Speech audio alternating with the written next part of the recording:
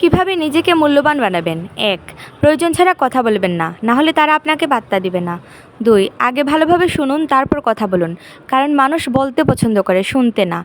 ৩. কেউ ডাকলে সাথে সাথে চলে যাবেন না, তাহলে মানুষ আপনাকে সস্তা ভাববে। ৪. নিজেকে অনেক ব্যস্ত দেখান, যাতে তারা মনে করেন আপনি অনেক কাজের। ৫. বেশি টাকা কামাতে মনোযোগ দিন, কারণ টাকাই সব। আত্মীয়দের মধ্যেও দেখবেন যার বেশি টাকা সেই বেশি সম্মান পায়। ৬. সবার সাথে সম্মানের সাথে কথা বলুন, এতে করে আপনারও সম্মান বেড়ে যাবে। চলুন এবার রিভাইজ করি। কারোর সাথেই প্রয়োজন ছাড়া কথা বলা যাবে না। আগে সবার কথা ভালোভাবে শুনতে হবে, তারপর বুঝতে হবে। কেউ ডাকলেই সাথে সাথে চলে যাওয়া যাবে না।